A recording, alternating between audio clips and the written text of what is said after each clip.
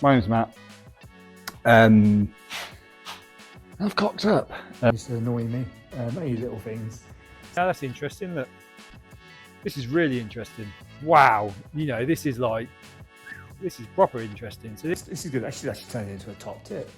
Okay, I'm just like oozing them out. Well, good morning. It's Monday morning. My name's Matt. I've cocked up. Yeah, I've not really allowed enough time today to do what I've got to do. I've just nipped and done a little job, which I didn't film. I'm up against it. I'm going to spin you around now and just go through a couple of things. So basically the doors that were here, spin you around straight back here again. The doors that were here last week, they're up in the paint room now. I really do need to do some sort of workshop video really, but everything's a mess. So the paint room's up there. It's basically, that's 4 meters. It's actually 4.6, I think, 4.6 by 6.8, I think, that way, something like that. And that paint room pretty much occupies most of that. But as you can see, it's tight in the eaves. That's 1450, I think, to the eave there. So it's all in the paint room. Now, what I have done to get to the paint room, we go up these stairs here that I put in, and you'll see I've got like a drop-down hatch that basically just stops the dust, you know, getting in there. And I throw stuff on the stairs. I don't, you know, the paint and stuff on the stairs to go up there when the hatch is down, so I don't have to keep going in and out. It's not the best setup, but it works, sort of. Apart from the fact that this door frame won't fit up there.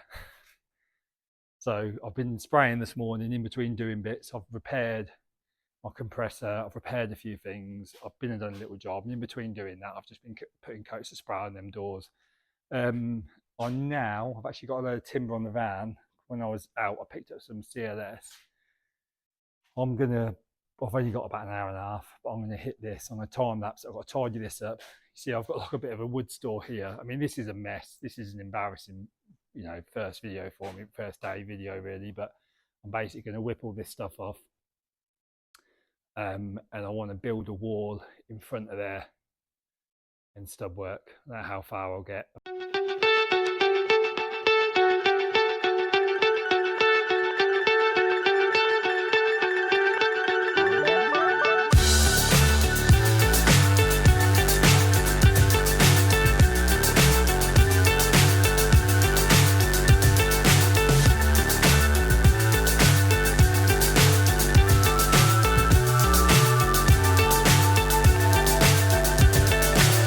So high I'm hypnotized. What's up is down, what's left is right. Chasing stars and holding you. I can't see the end, but we'll see it through.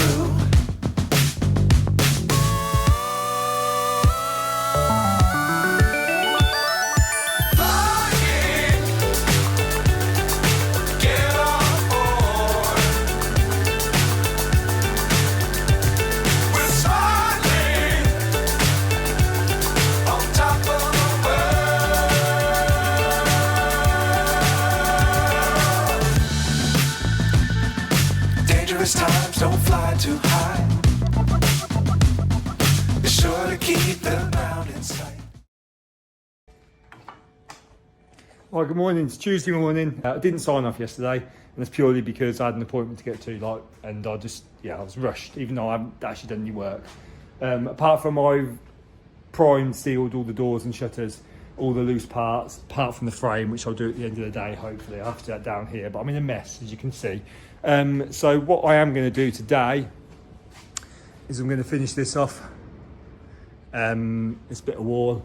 I'm going to move the electrics, put noggins in, vapour barrier, insulate, etc. I've got a delivery coming for all of my rack for my next 2 jobs in the workshop, which I'll be starting today or tomorrow, really, depends how this goes. Yeah, and I'll put those on the screen. I have got some OSB on that delivery. I added some last night quickly, and basically I'm going to get this so far so I can carry on working. So I've got to kind of do it in bits. Anyone who's been watching these videos will know that I've got a bit of a long-term plan for this, and that's to do with the sheer amount of shavings I'm saving and all my bits of wood. It's all really to do with this log burner. And what I'll do is at the end of the day, or maybe tomorrow, at some point this week, I'm going to put because I'm not going to finish it this week. I'm just making a start on it. I'm going to put a video up, maybe a video actually of my CAD drawing of this place and what I'm sort of proposing. It's the original CAD drawing of when I took the workshop on, so it's not actually 100% accurate to how I've got the layout, but it's pretty close. But I'm going to add in there what my plan is, and then that gives people a time to perhaps comment and go, oh, why don't you do this? Why don't you do that? Don't suggest changing anything I've done, because I'm not going to do that. But, well, unless it's a really good idea. But just tool storage and stuff like that, just making it a bit more... yeah, I've gone through this in other videos. I don't want to go through it too much. But, yeah, at the end of the day, then I'll put that up on the screen, or maybe first thing tomorrow. And then, yeah, we can have a little... Yeah, I just kind of want to get this area right. It's an absolute state, isn't it, at the moment? And I think I'm going to get rid of the miter saw station. There's no need. I don't even know why I've got it. It's just for cutting bees. I never do it. And ironically, this next job, there was going to be a load of bead work on it. So I was keeping it for that. But now we've cancelled that. So I'm doing something else. Anyway, time lapse. Hypnotized. What's up is down, what's left is right. Chasing stars and holding you. I can't see the end, but we'll see it through.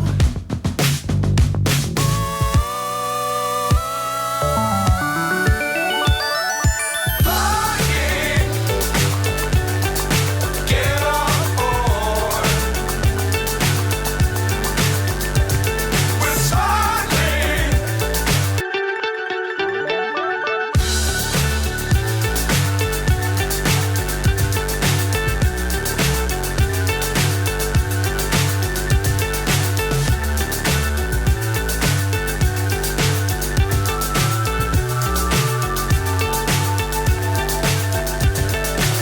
So high, I'm hypnotized. What's up is down, what's left is right. Chasing stars and holding you. I can't see the end, but we'll see it through.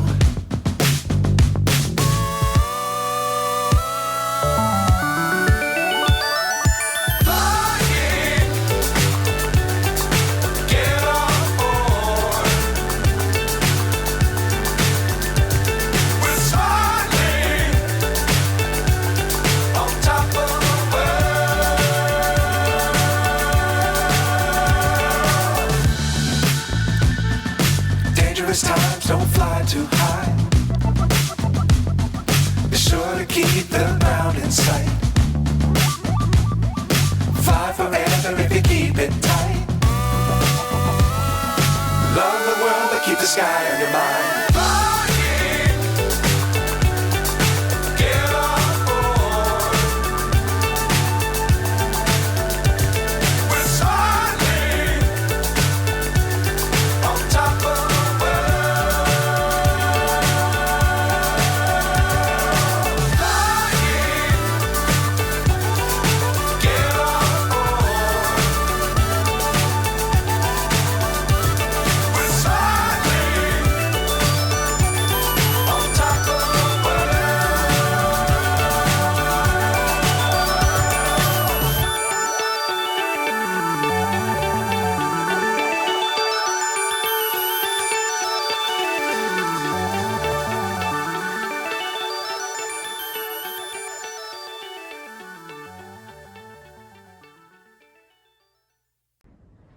Well, good morning. It's Wednesday morning. This is where I got to then. So 2 days on that. Now, yes, that's not a lot of work, is it? 2 days, but I have been upstairs spraying stuff.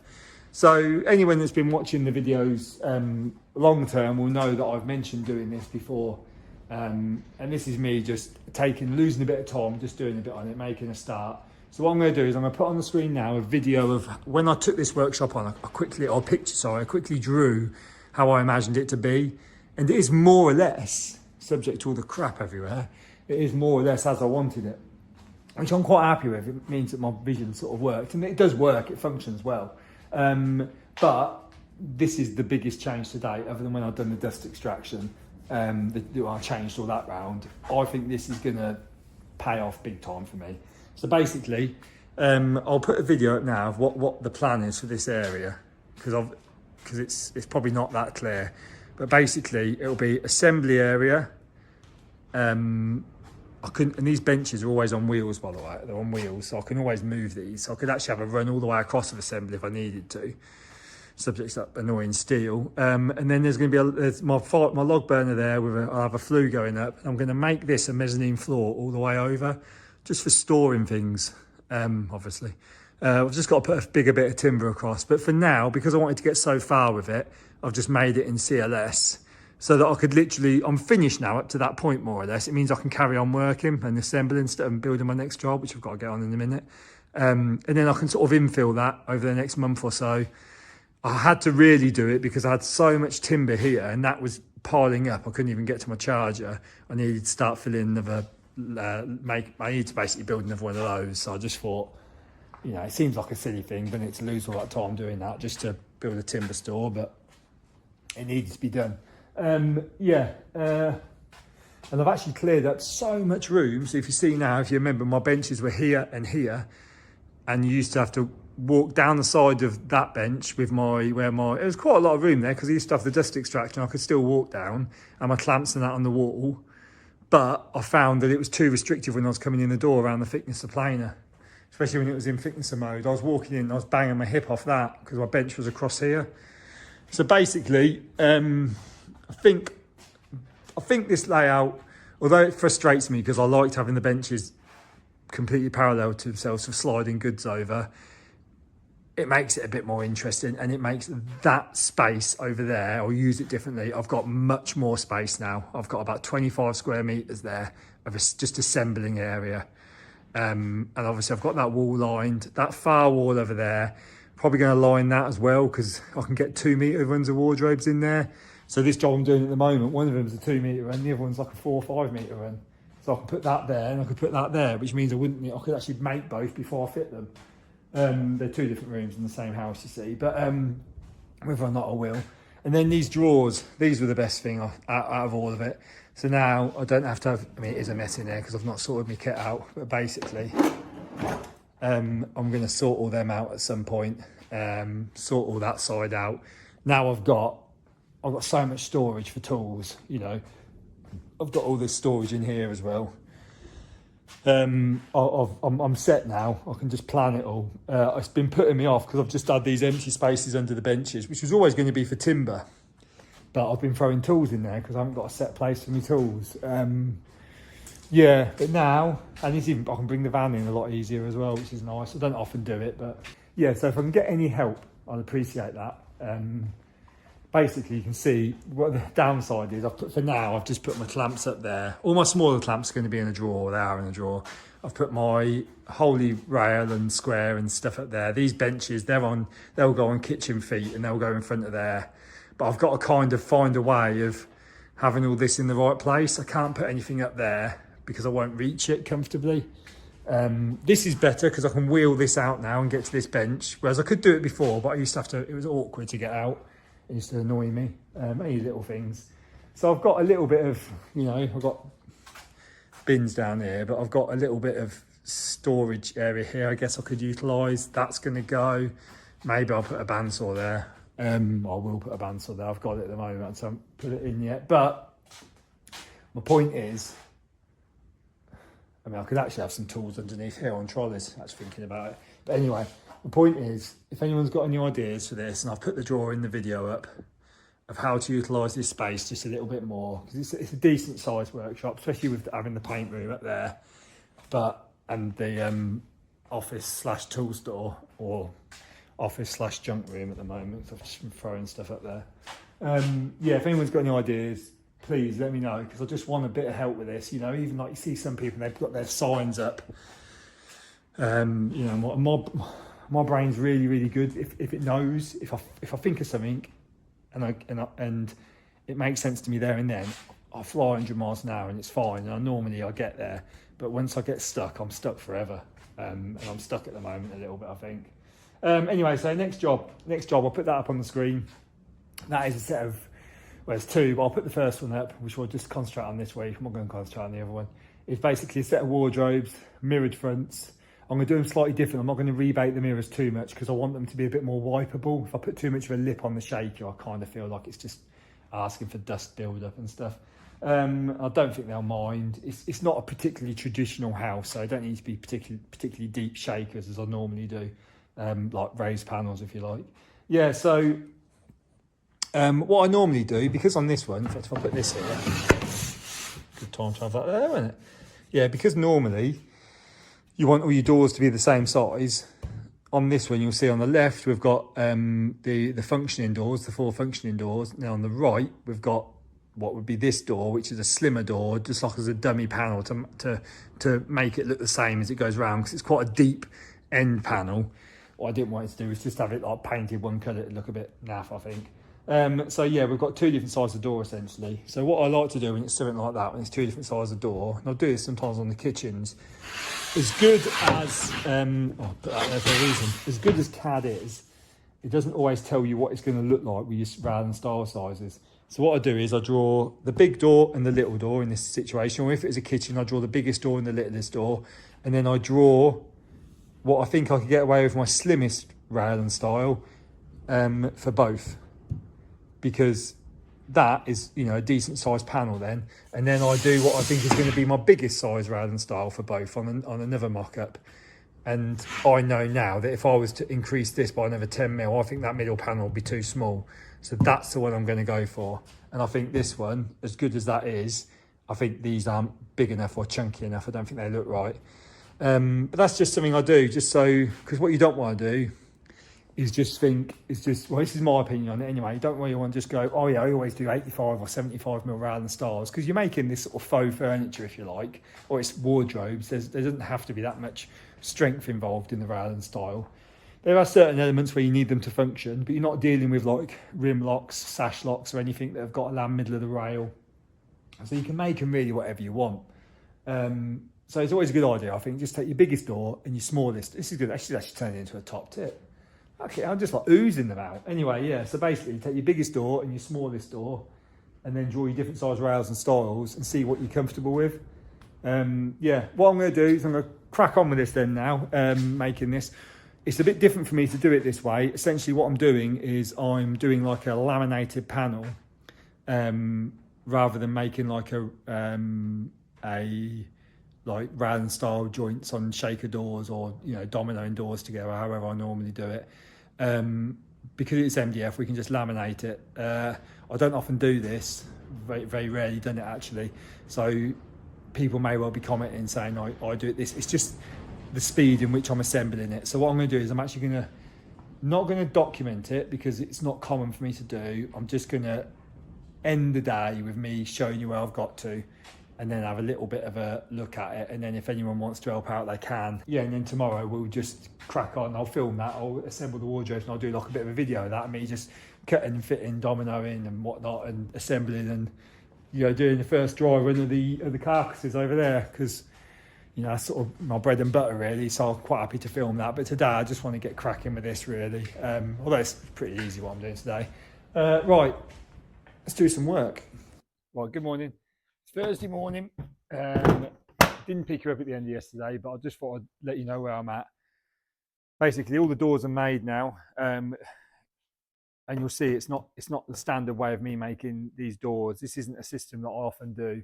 It's basically laminating the panels together to form this sort of shaker look, and then I'm going to infill each one of these with a mirror. And I've actually only kept this 6 mil, so I've got 15 mil, then 6 mil, and then I've got a 4 mil mirror going in, and the bevels are going to meet with a slight rebate to the mirror, but only slight, because what I'm trying to achieve is essentially making it just a more wipeable surface, I guess, really, rather than having too deep a shaker. I don't really see the need in this case. I'm not matching anything. It's not a particularly traditional sort of style of house. So basically, how did I do it? The reason I didn't film it is because I don't often do this. I don't really like this way of doing it.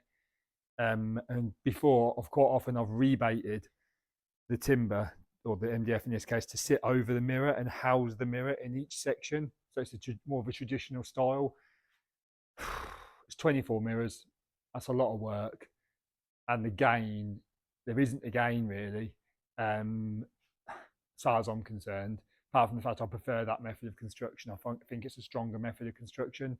But essentially, this is what people do normally, I think, anyway. And I'm just gone with this one. The other thing is doing it that way is if there's a problem with a mirror, you've got 24 mirrors, there could be a defect there somewhere, which I might not see until I install. How do I change that mirror? So this is probably a better system in that respect. So what I've done is I worked out my sheets, cut my rails and stiles, my mock rails and stiles, and I glued one and clamped it perfect straight to one edge because this has been done on the panel saw, so it's perfect. And then I actually pinned it exactly where these are going. I used some 15mm brads, so I have to decorate those out. And then I went mad with an nail gun.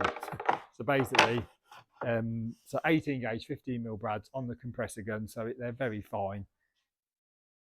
Sorry, I had a little visitor. So the dogs from the farm's coming.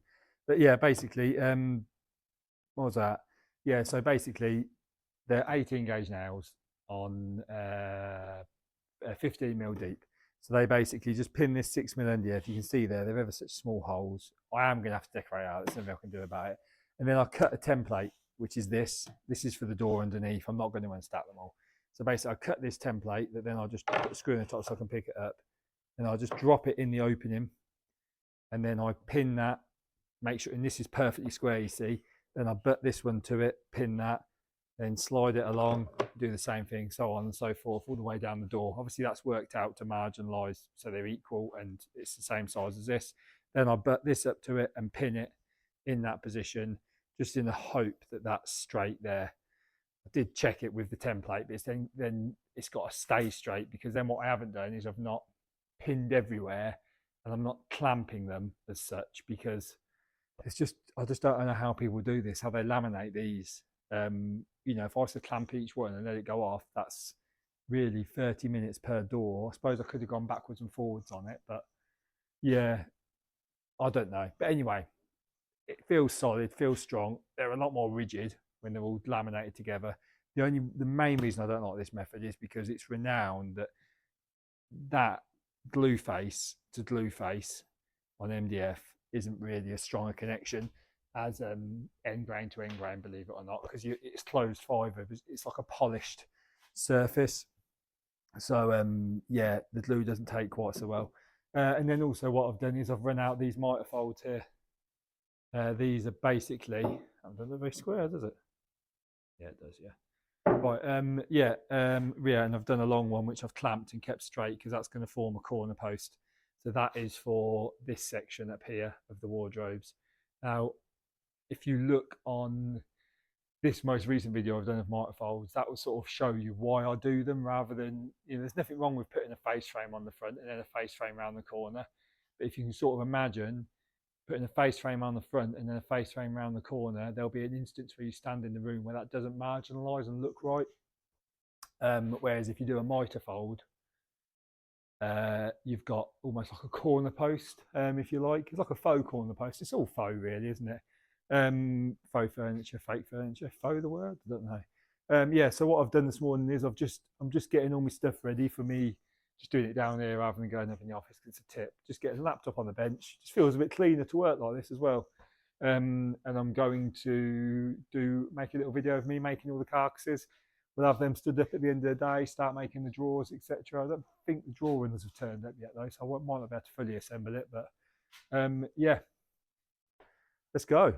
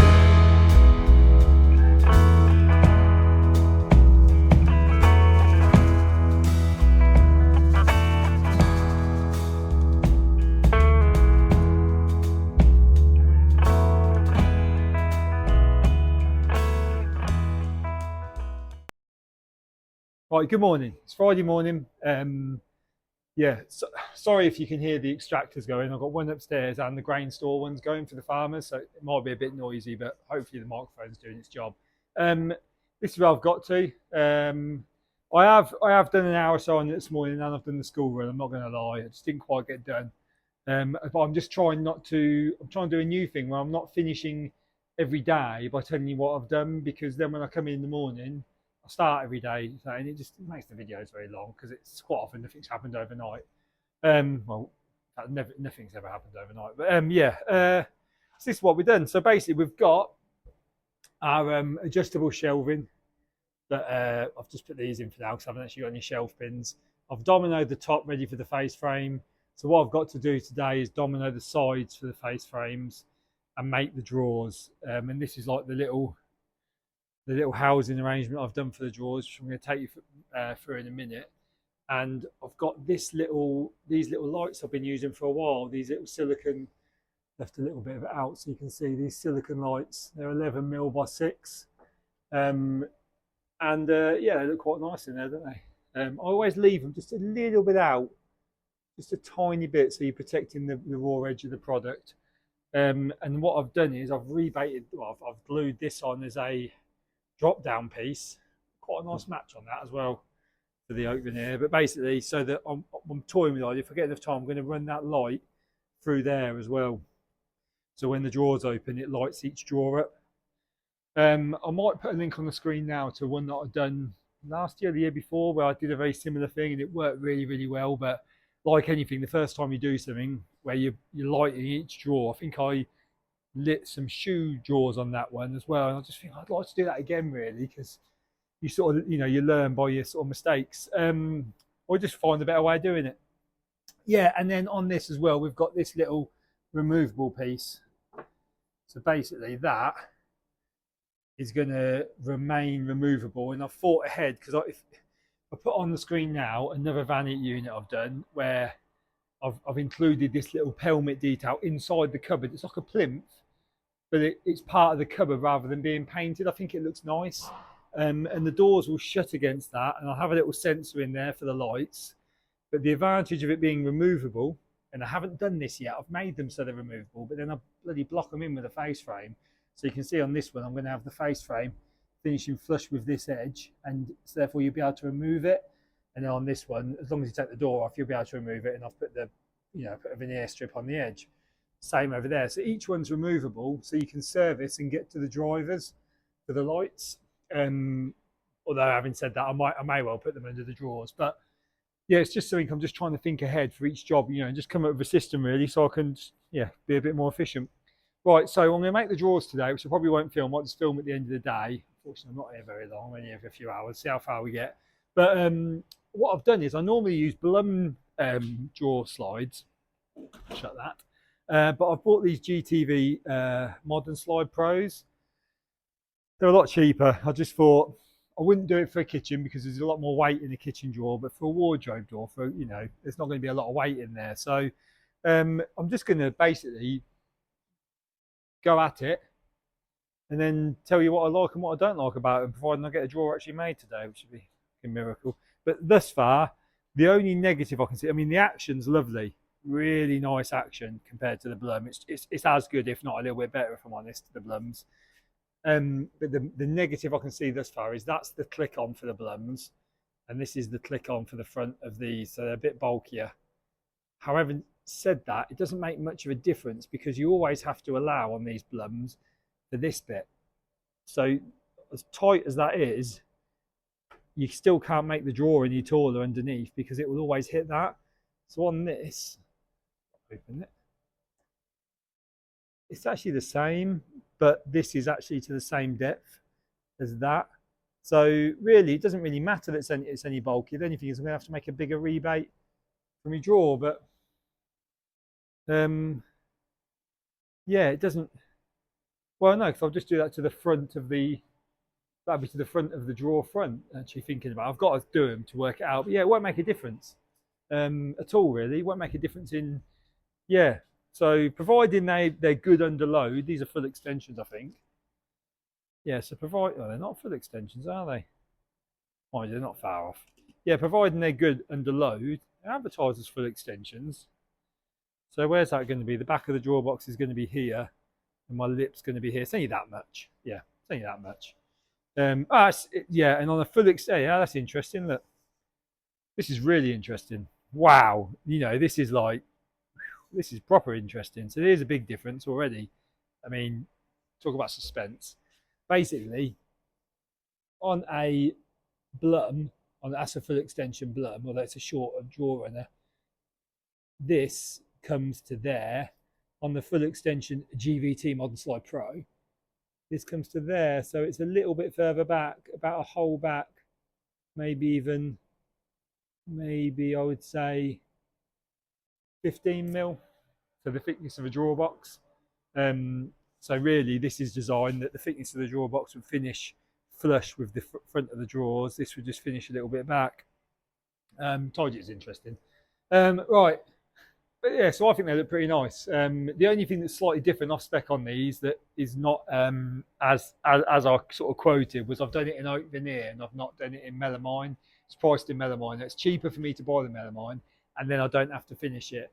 So it cost me more to buy the oak veneer board, and I've now got to oil it or lacquer it or whatever. But I just simply had to do that because I didn't really. Some customers they know what they want. Other customers they take a while to choose colours and stuff, and I had to sort of like pick this one up quite quickly, even though I'm a little bit behind schedule. But basically, I've got another job dropped out of my diary, so I quickly brought this one forward, even though I'm a bit behind schedule. And yeah, basically, it meant that I didn't want to turn around to the customer and then go, "Oh, you know, here's some samples of melamine and stuff." So I just thought I'd do it in over there. I can then always say to them, because I've done different stuff in their house, different finishes. I can say, "Do you want it darker, lighter?" And I'll just tint it as we go because I've got enough tints and stuff to make that work. And then I'll just clear lacquer it at the end. Right, and I'll probably spray it. I might spray it. See, this is the advantage now. This is a much cleaner area.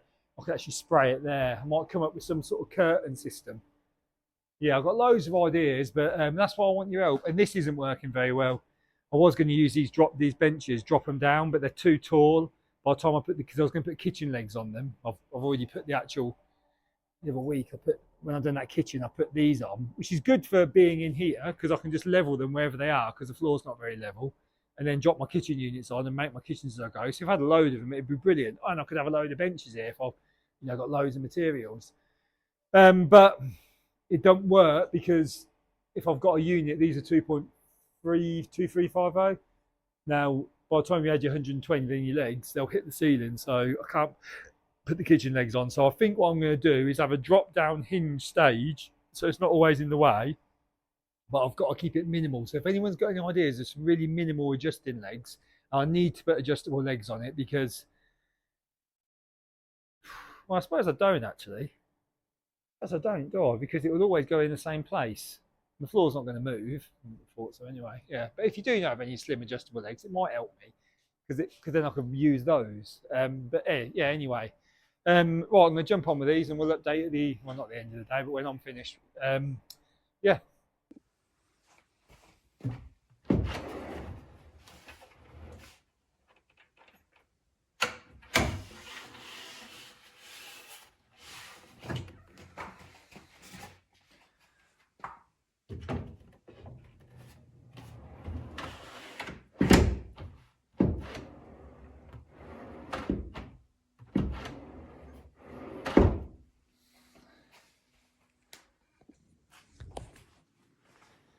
Yeah, I actually think they're pretty good. Nice smooth operation. I think they're smoother than the Blum, to be honest with you. And I've put quite a lot of weight in there as well.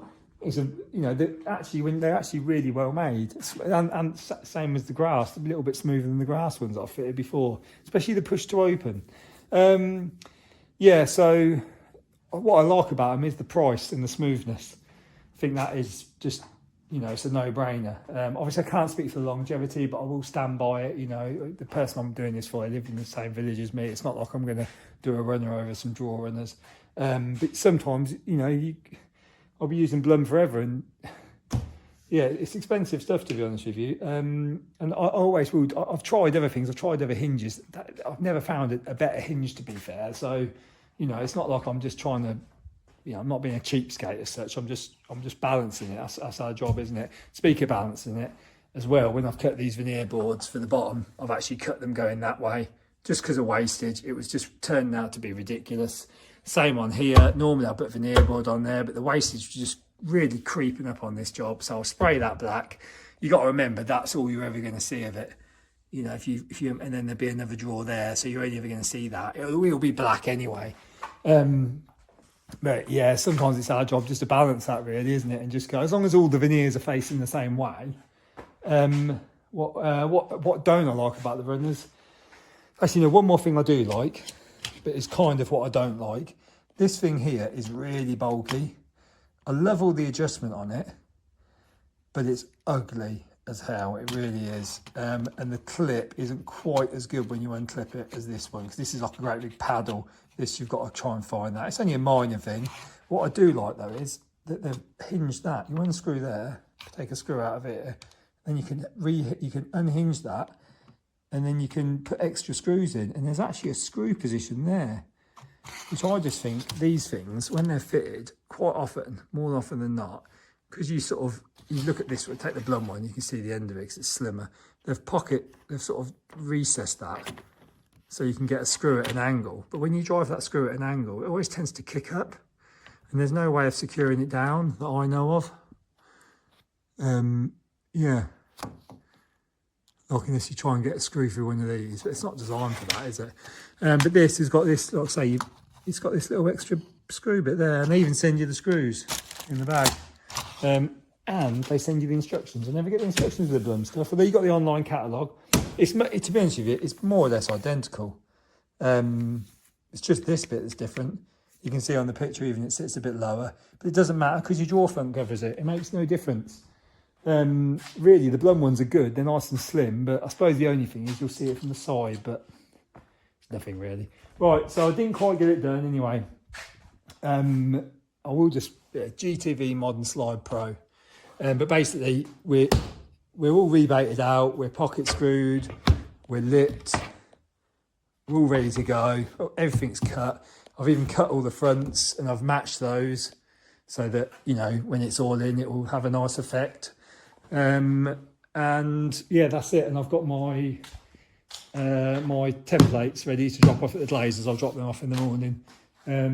Yeah, and I'll just have to be back on it Monday. I thought I was going to have it all built and I'll just be jumping on Monday spraying, but that's not going to be the case. And I think I might hold off the spraying anyway. I might start the second set of wardrobes now I've got all this room, but we'll see. Anyway, I really am trying to get these videos to be interesting, and I appreciate that last week's video, I thought I'd done something that was quite interesting, but it didn't really. I'm looking at the views, it didn't do too well. Maybe I've hit a saturation point with the channel. Maybe it is only so interesting, but either way, if you've watched it and you've got to this far, thanks very much. If you watch the other videos, I really, really appreciate it.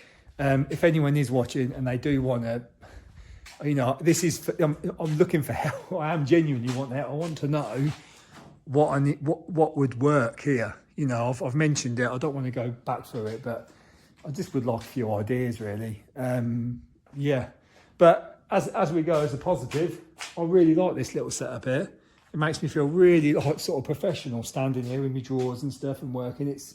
I've found it a lot nicer to work on. I thought it was going to annoy me that bench was different, but actually quite like it because I just tend to stack my materials on there and I just work here. And then if I do need to, I can either fit a domino in over here.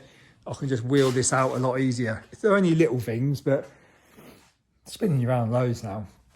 They're only little things, but before, because that was behind the bench, I was having to wheel it out and it was just irritating. And I think because the benches were both the same way, sometimes I'd just switch off and do a process on this bench. Whereas this, now it's like that, I'm always up against there. And it's quite nice having that little wall. Makes it feel a bit cleaner. In fact, it's a lot cleaner. Until that all gets dirty, I suppose. That's life, isn't it? Right, see you next week.